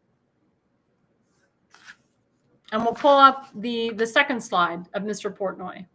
He said emergency press conference, and you can watch everything on his Twitter account. You can watch the whole act, what he was trying to do, him talking about talking to Mohammed Khan and the other boy. He said, I'm sending the people who ordered the F Jews signs at my bar to Auschwitz to learn about the Holocaust. Rather than ruin a couple 20-year-olds' lives, maybe this can be used as a teaching moment. I think that's fabulous. I think that is fabulous. Again, you can go to Dave Portnoy at Stool Presidente on his X account, and you can read all about what he was trying to do. And then this was actually before he decided to take them to Auschwitz. He said, I'm all over this. Mike, here, put that slide back up, Damon. Thank you. I'm all over this. Mike Wad wasn't there. Mo Khan most certainly was. Mo Khan is this Mohammed idiot. The 2 bottle service girls, those were the waitresses who did it, have already been fired. He said they were the dumbest waitresses you ever talked to on the phone. He said, I talked to Wade. He was crying. I have Mo Khan's cell and talked to his buddy who did it. I gave them 1 hour to make it right, whether it be anti-Semitism classes, etc. If it's not up to snuff, I'll put them all in lights. So he was furious about hearing about this. He said on his Twitter account for 2 hours, my brain was like boiling because of this. And he calmed down and he said, I'm gonna try to make it right. and I'm going to take these kids. I'm going to use this as a teaching method, and I'm going to pay for these kids to go to Auschwitz. I'm going to talk to my friend Bob Kraft about it and take them to Auschwitz. So like I said, Dave Portnoy could have ruined these guys' lives. I won't speak for him on this, but he may want to do something about the kid now. He's very upset that the kids profusely cried on the phone. They admitted that they did it, and they agreed to going to Auschwitz. And then he's reading on the guy's Instagram this long story about how he was a citizen journalist. Because I guess he's afraid if people really know that he did it, that maybe the kid would get attacked, or, Mohammed's parents would be attacked. Who knows? And then now he's lawyering up. Why is he lawyering up? What is he afraid of? If he goes to Auschwitz, he doesn't need a lawyer. Why does he need a lawyer? Because he did it. Because he knows he did it. Dave Portnoy knows he did it. We, the people, know he did it. It was all over the Barstool bar in Philadelphia and Sampson. And then the kid's Instagram is full of anti-Semitic comments that conveniently he's starting to delete and take down. Of course. Because he doesn't want that used against him in a court of law if it ends up going there.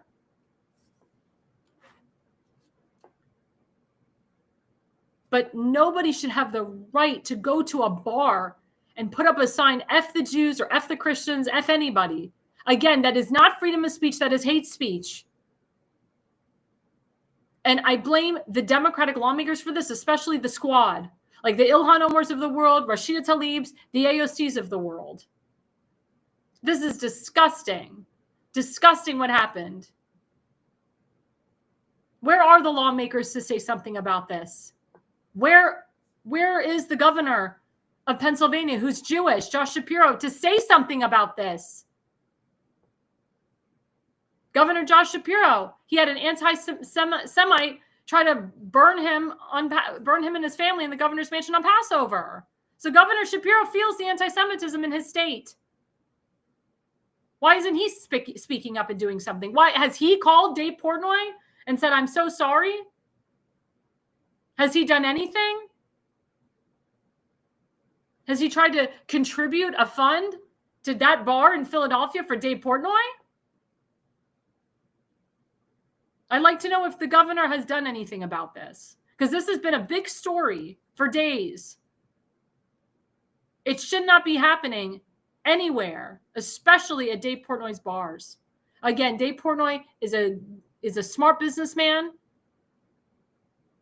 He's raised so much money for the small businesses, over $50 million. He has saved small businesses across this country. As I told you, he travels over the country and he rates pizzas. I go into pizza shops and I said, would you like Dave Portnoy to come visit you? And they're like, oh my God, yes. Or I go to a pizza shop and I'm like, oh, Dave Portnoy, he's already been here. I can tell you, I only go to pizza shops that Dave Portnoy reviews. I've been to John Zableeker. I've been to Frank Pepe's. I went to Riz's Pizzeria. I've been to a lot of places that Dave Portnoy reviews, and he is so good at reviewing these pizzas. He knows what tastes good. He knows what sells. He's a great businessman. Again, he bought back Barstool Sports for $1. The guy is extremely wealthy. For this to happen to Dave, for him to know about this minutes before he was going to the Met Gala, I feel bad for him. I feel bad that this happened to his bar. And I hope and pray that it never happens again. Again, Dave has done a great job in combating anti-Semitism and especially calling out the anti-Semites on college campuses. But the fact that this Mohammed Khan is starting a fund, a legal fund, this crap has got to stop. We have better GoFundMes out there that people really did nothing wrong and they need the money. And we'll talk about that later in the program. Do not give to this anti-Semite. Do not give to murderers. Do not give to illegal criminals. I beg of you, don't do that. Don't waste your money on that. I beg you not to support that. I hope that you all call these anti-Semites out, these illegal criminals out, and these socialist Democrats as I'll put up in our last slide, bombshell unearthed clip. During a 2022 trip to Somalia, Ilhan Omar revealed her true political goal: to move back to Somalia after she is done using her political position to build up her home country. She said, quote, "To make that move possible, there is a lot we need to work on together to make our land more stable and prosperous." This woman spews out Somalia first. She talks about how she loves Somalia, how she hates America. Her goal is to have a bunch of illegal Somalians in America to cause havoc. She got in because of illegal Somalians. She got in because of the Nation of Islam, which is run by Louis Farrakhan, a known anti-Semite, and the Attorney General of Minnesota, Keith Ellison, who's also a part of the Nation of Islam. These are real facts, guys. But she keeps getting elected every 2 years. I beg AIPAC to primary her butt out. I know they don't do it because they're like, well, we can't get her out. No, you can get her out. AIPAC has the money to get her out. AIPAC has the money to get Rashida Tlaib and AOC out. AIPAC has the money to get Chris Van Hollen out. Focus on these morons. Focus on these anti-Semites. Focus on the people that are backed and supported by Hamas, J Street, Islamic Jihad, Al-Aqsa Brigade, the Taliban. As a political consultant, that is my job, to get rid of these morons out of office. Because in Congress, they don't have term limits. God forbid Ilhan Omar becomes the president of the United States. God forbid. But the more you keep these morons in, they start havoc. People have been saying that God forbid Hakeem Jeffries becomes the Speaker of the House. He's a known anti-Semite. Get him out. Why are these anti-Semites still in Congress? Why were they even allowed to become congressmen and women? Why? Why is Hakeem Jeffries this close to becoming Speaker of the House? This should not be. Thank God we have President Trump as a president. Thank God. I hope we can keep him in as long as we can. Steve Bannon talked about adding a third term to him. You think Congress would revise the Constitution on that? I highly doubt it. But the more we keep these anti-Semites in power, in office, they use it against us. And what did President Trump say? He's going to find out any lawmakers that do business with terrorists. And he'll remove them, maybe even put them in jail. They need to go to jail. Any congressman or senator that works with these terrorist organizations should go to jail. They should go to Alcatraz, or they should go back to their respective country. If Ilhan Omar loves Somalia so much, then go back there. If Rashida Tlaib loves the West Bank and loves Gaza, then she needs to go there. If AOC loves Gaza, she should go live there. If Bernie Sanders loves Gaza, he should go live there too. Why should we the people have to see these anti-Semites on our TV? Thank God that Ilhan Omar was removed from the House Foreign Affairs Committee, but that's not enough. Thank God Rashida Tlaib was censored, but again, that's not enough. Let's put the right people in office. Let's get rid of these illegal criminals. Let's get rid of Ilhan Omar. I know that Congressman Brandon Gill, who's a friend of mine down in Texas, he's called to revoke Ilhan Omar's visa. She came around a visa. She married her brother. Disgusting. She married her brother. She's married to some white guy. She's disgusting. Revoke her visa. Get her out of here. Why should she be in power? She's using her power to push Somalia first. Haven't you hashtag had enough? The more you keep these morons in, the more havoc it causes our nation.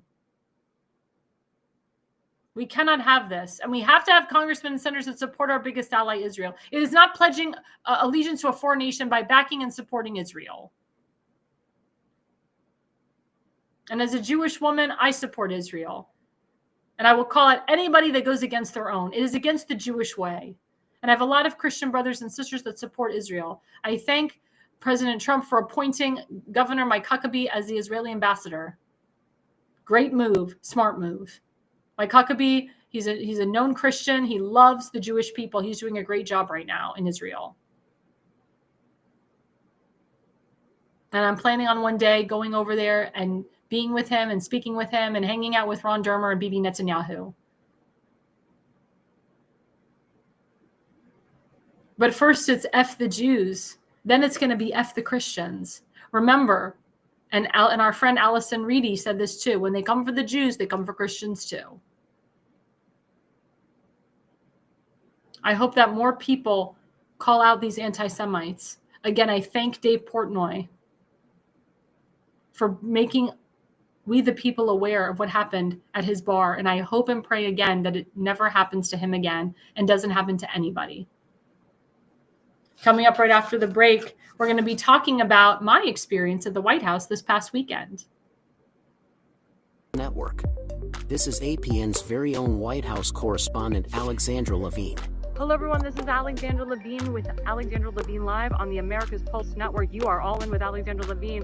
We are still waiting for someone from the White House to come out and tell us what transpired between President Trump and Vladimir Putin on that call today.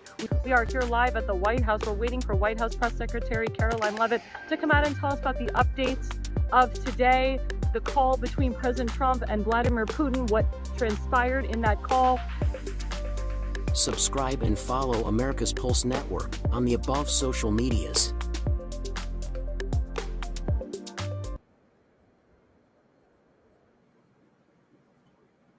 And hello, everyone. We're back. I'm Alexandra Levine live with the America's Pulse Network. As you know, I am the White House correspondent for this network. Again, it is an honor and a privilege. I am not the mainstream media. I'm not fake news. I am considered the new conservative media at the White House. And I do go to the White House press briefing as often as I can, and I have full access to the White House lawn. But I had the opportunity to actually take a tour inside the White House this past weekend, and it was through my Congressman, Greg Steube. So I thank my congressman for putting together that tour for me, and actually elected official Tim Fazenmaker was with me and his family.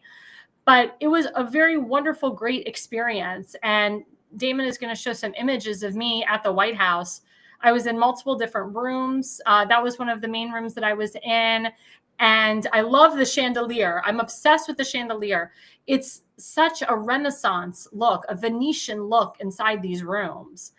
And that was actually one picture that was taken. So we were in the China room, the venereal room, the blue room, and the red room. And all of these rooms are historic. They are blocked off only for tours. The president does sometimes come on the weekdays to see some of the big tours that are coming through. But it was the weekend, so he was at Mar-a-Lago, and a lot of his staff was at Mar-a-Lago, so we didn't get to see the president or his staff. But that was just a beautiful room. Let's show the next image of me. I think there's one of me by the flags. There we go. So this was very historic as well. I was right next to the main flag, of the bald eagle, and our American flag, of course. It's a beautiful room going in. Also going into that room, you're going to see a portrait of President Trump with his fight, fight, fight. That was very famous. But let's see another image. There you go. That's the image. So that, of course, that was a very famous picture that was taken. Somebody painted that picture. And what's interesting is right across from that portrait is the portrait of Barack Hussein Obama. And as you know, President Trump did that on purpose. And I can tell you, nobody was taking pictures of Barack Obama's portrait. They were all taking pictures of that. And I love that image. I love, that the whole scene of it. It was brightened up in the lights. You see the Jacqueline Kennedy garden right outside. The garden is beautiful. It's groomed, beautiful. It looks like a mini Versailles. Kind of looks like the lawn at Mar-a-Lago. Mar-a-Lago is like a mini Versailles. Let's show another image of me at the White House. Yep. So that's a very famous picture that my friend Elena Ruseva actually painted for the president. Elena Ruseva is a renowned artist. She does a lot of shows at Mar-a-Lago for her portraits. And that was a portrait that she painted. And I actually thought of her when I saw that picture because I knew it was of her. And she's done a picture of Melania Trump with the red, white, and blue as well. And as I said, the president has hosted a lot of her events, Elena Ruseva. You can follow Elena Ruseva on Facebook and Twitter, and she'll show you all of her artwork. But that was also a beautiful picture. And it's funny because, so to the left of me was Barbara Bush, but to the right of me was Hillary Clinton, which of course I X'd out, I edited. And of course, nobody was taking a picture of Hillary Clinton. They were all taking a picture of that of President Trump. So it was really funny. And I think President Trump did that on purpose to put him smack in the middle between Hillary Clinton and between Barbara Bush. So that was really funny. Let's see if we have any more images, and maybe the last one. Oh, So, okay. So as a result of that, President Trump plans to build a, quote, a world-class beautiful ballroom at the White House. So we haven't really had a ballroom in the White House for many years. And if you've ever gone to Mar-a-Lago, which I have, he's got ballrooms galore at Mar-a-Lago. And of course, he has his main ballroom. So for him to announce that he's going to have a world-class beautiful ballroom at the White House is amazing.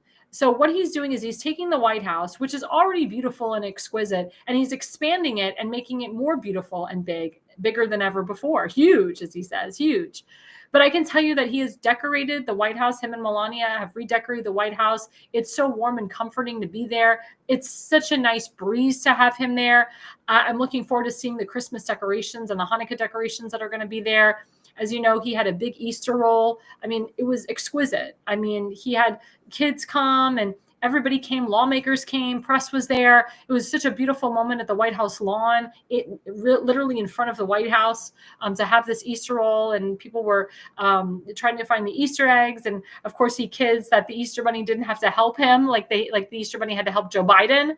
And again, President Trump said, we want to bring religion back into the White House. We want to, make religion great again, make our Judeo-Christian values great again. And for me to have that opportunity to go into the White House, to do that tour, to see all these historic things. And as you know, as White House press, I have full access to the White House lawn, full access to the White House. It's so inspiring for me, because that was actually the first time that I ever took a tour of the White House. My father took a tour many years ago, way before I was born. And my family's from the Washington, D.C. area. But I literally waited for President Trump to be back in the White House to go. I was offered the opportunity to go to on a tour when Joe Biden was in there. And I'm like, no, I'm not going to do it. I skipped it. I said, I'm going to wait for President Trump to come back. I know he's coming back. And when he comes back, I'm going into that White House and I'm going on that tour. If you do want to tour the White House, you must call your congressman, whoever they are, congressman or woman, and you have to book at least 3 months in advance. You have to give them dates. My suggestion, if you can, is to go down to Congress, or to go down to the Longworth building, the Rayburn building, wherever your congressman or woman is, and talk to their scheduler personally. That's what I did. I actually went during the inauguration because I had to pick up tickets through my congressman. So when I was down there, I was able to make that appointment. It is hard to get a tour during the weekends because I was going with Tim and his entire family. We had to do it on the weekends. But if you want to go during the week, definitely try to go there during the week. They have different times, 9 a.m., 10 a.m., 11 a.m. But it is a beautiful experience. If you've never had that experience to go to the White House, I really recommend it. I really recommend that you go. But again, you have to go through your congressman to get that tour. And again, you just feel the love in the White House. And I talked to a lot of the Secret Service that were there. And I said, are you Secret Service for President Trump? They're like, oh, yeah. And one Secret Service guy, he was the Secret Service guy for 3 years. And I said, well, what do you feel about, when you were Secret Service for Joe Biden and Secret Service for President Trump? He's like, oh, my God, it's day and night.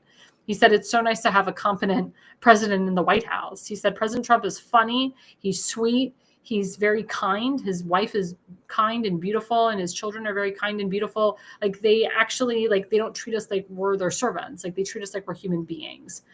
And he had the opportunity to go to the rally in Minnesota for Trump's first 100 days, not Minnesota, Michigan. And he just said it was a great experience. He said, it's such a pleasure. It's such a pleasure to work for this president and to, take a bullet, God forbid he has to take a bullet for the president. He said it is an honor. And, they're not really supposed to, say, they're supposed to be, non-biased, or they're supposed to be neutral. But I had a friend who also worked for Secret Service for President Trump in his first term, and then worked for Obama. And he said, oh my God, he said, working for Obama was hell. Working for President Trump was a breeze. He said, I loved President Trump. He said, I loved working with him. I loved being his Secret Service detail. So a lot of the Secret Service and even the military are coming to me, and they're telling me that they love President Trump. They appreciate him back in the White House. They appreciate the First Lady. They appreciate the crew. They said for the first time they feel appreciated. And I don't know about you guys, but I always go up to a police officer, former military, and I say, thank you for your service. Thank you for protecting me. And they appreciate it. And I've even said this on my show. If you know anybody, or if you see a military person or Secret Service or a firefighter, etc., go up to them and say, thank you for your service. I appreciate you protecting me. Thank you for all that you do. They really appreciate it, because under Obama and Biden, they were unappreciated. As you know, Obama and Biden called for the defunding of police. Crazy liberal mayors and crazy liberal governors called for the defunding of police.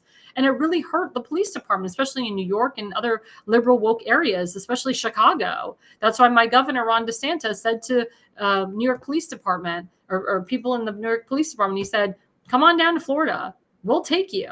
We don't like what New York is doing to you, and we'll pay you much more, and you'll have a better experience, and you'll have your pensions, and you won't have to worry about the wokeness, and you won't have to worry about somebody calling for the defunding of you. And he just said, leave your liberal politics, behind. But it does mean something when, if I was, an officer, if I was a law enforcement person, or if I was a firefighter and somebody came up to me and said, thank you for your service, I would smile. I'd be very happy about it. Because like I said, law enforcement, firefighters, et cetera, they were depreciated under the Obama-Biden administration and the Biden-Kamala Harris administration. But again, it's so wonderful to have beauty back in the White House. It really is. It's so wonderful that our country is now becoming richer than ever before. Ever before, and more respected than ever before. Again, President Trump campaigned on these things. Promises made, promises kept. I can tell you as a young millennial, I'm very happy with what President Trump is doing. I'm so glad that he took back the Kennedy Center. He's going to make the Kennedy Center bigger and better than ever before. We're not going to have woke artists in there. He's going to hire people based on merit. We're going to have real shows there. We're not going to have woke shows anymore. We're not going to have men dressed up as women playing big leading roles. We're going to have beautiful operas performing again, and it's going to be awesome. And then what happened the other day is the NFL just released that Washington, D.C. is going to have the NFL draft in 2027. So that's going to be huge. You had Roger Goodell there and everybody, and that's going to be huge. NFL draft 2027 in Washington, D.C. There's a lot of things that are happening in Washington, D.C. June 14th, Flag Day, which is President Trump's birthday. He's going to have a huge parade for his birthday. And then July 4th, he's going to have a huge celebration. And he's going to make it America's greatness. He's going to honor America, honor our military, honor our country. We haven't had that. We haven't had that. That's why he's so hard on these foreign countries. That's why he's pushing the tariffs on them, because he's tired of America getting screwed. We continuously get screwed on a daily basis. We were continuously getting screwed, on a daily basis under the Biden-Kamala Harris administration. And President Trump and his team are doing everything we can with Secretary of Commerce and Trade and so forth, and his finance team, his treasurer, to stop having America being screwed. Again, buy American, hire American. He wants movies being made in America, not in foreign countries. Why is America paying for that? And again, like he said, the movie industry is dying. I wholeheartedly agree with him on that. It is. I don't really go to the movies that much anymore because everything is woke. And if I do go to the movies, I have friends pay for my movie tickets. I will not give to woke culture. I'm not giving to pedophiles either.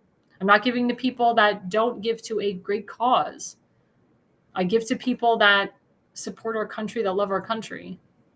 I support actors that support President Trump and his policies and values. I go to concerts where the actors and actresses and singers, they support President Trump. I won't go to a Taylor Swift concert. I'm not going to waste my money on that. I'm not going to waste my money on a Pink concert either. Pink even said, if you support Donald Trump, don't come to my concerts. Well, good. I just saved some money. Thank you. Madonna, too. I don't go to her concerts anymore. I used to before she turned crazy. I mean, save your money. Give your money to real artists. Give your money to people that really support President Trump and his values. But also, go to movies and go to concerts where they don't push the politics. As a professional opera singer, I never pushed politics. Never. I sang the national anthem for whoever. National anthem should not be political. But now it's become political. They have a black anthem now. They wanted you to take a knee for the national anthem because of Colin Kaepernick and his craziness. When they start making things political, when they start making the national anthem political or God Bless America, America the Beautiful, that's where we have a problem. When you have artists that say, well, I'm not going to perform for President Trump because I don't like him. That's craziness. That's craziness. You shouldn't be partisan. It's the president of the United States. I had a doctor's appointment today. I talked about the president. I talked about going to the White House. They were cringing. They were cringing. And I'm like, why are you cringing? I said, look, I put up with Barack Hussein Obama for 8 years. I shut my mouth. I didn't say anything.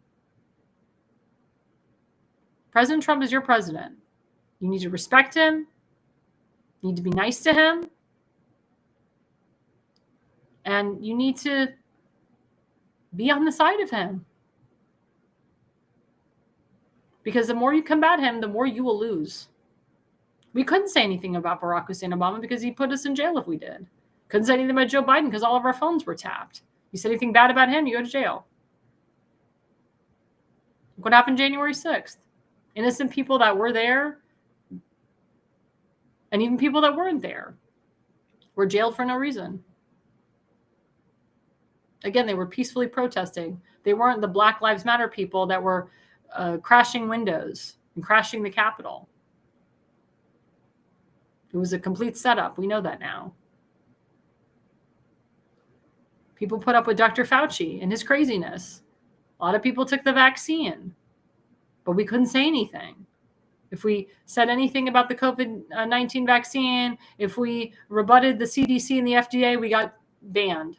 Banned by Jack Dorsey on Twitter, banned by Efferberg on Facebook.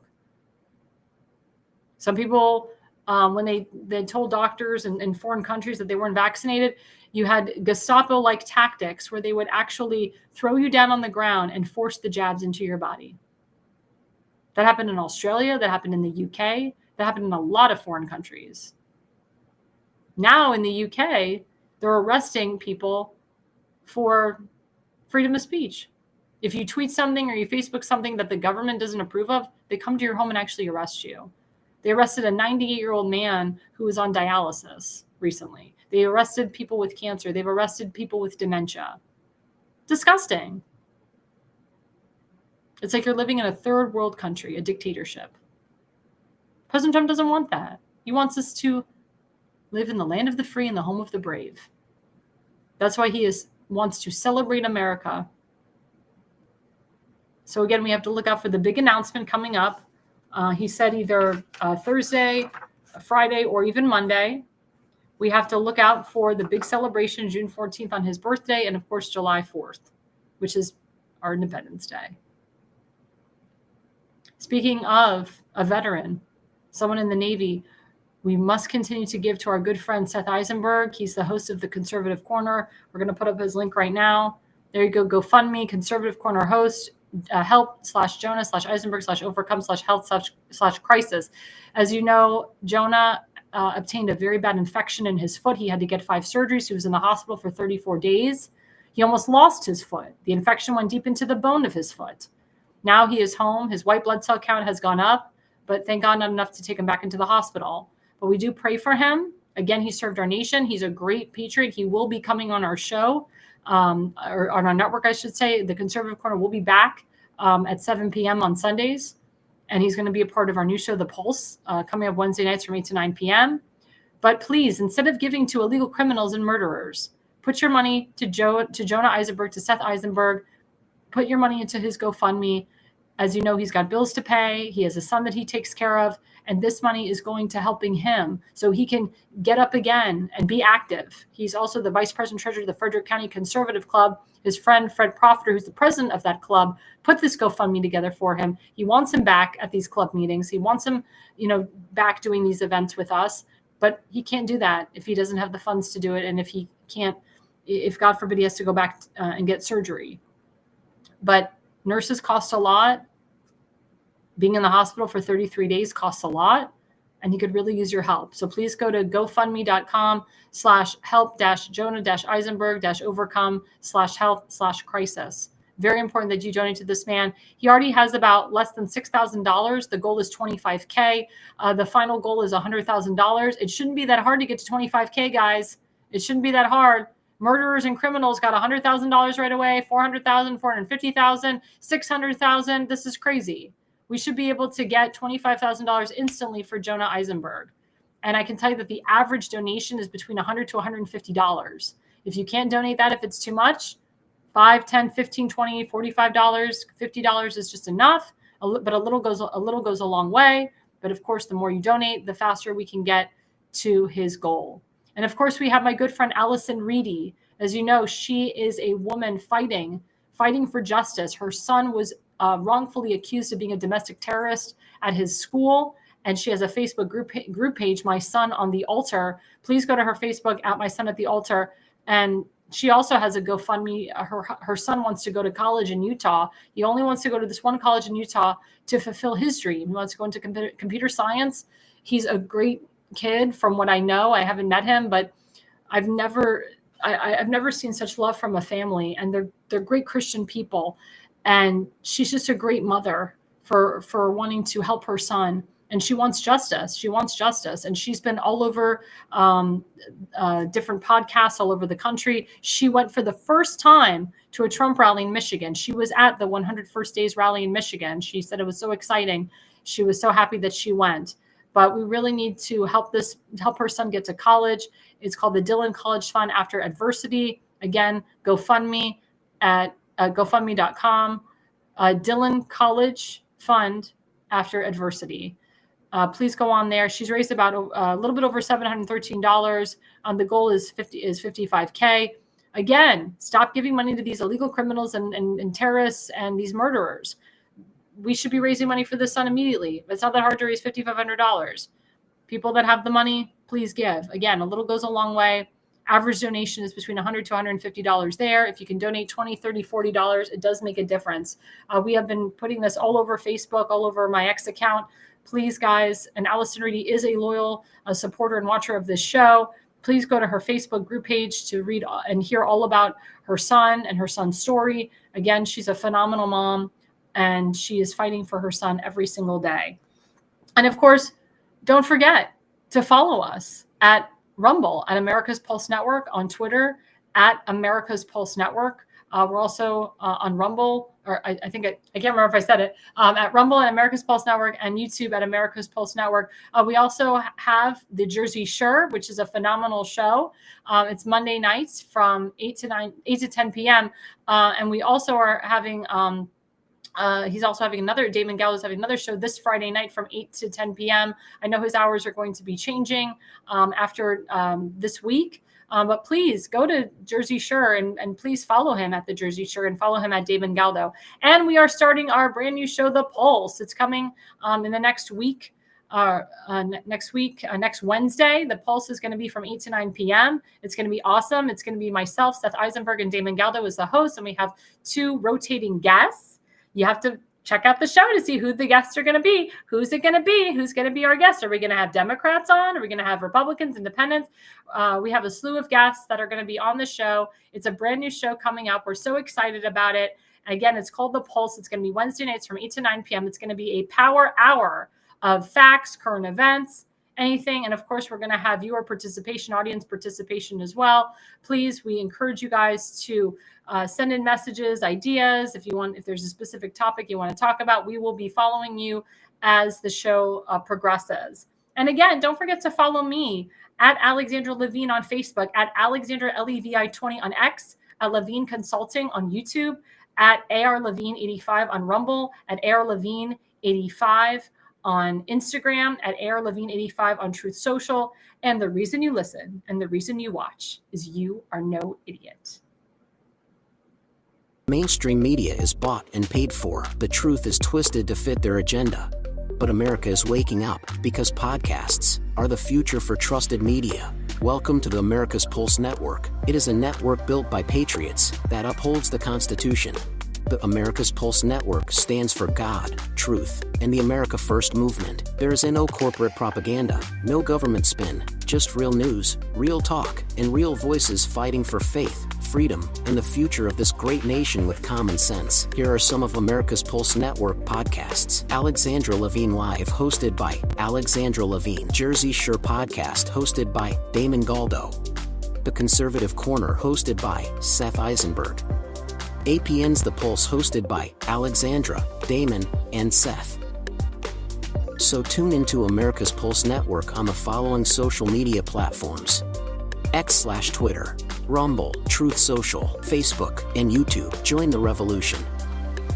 Because the pulse of America beats for God and country. America's Pulse Network is for faith, family, freedom, and truth.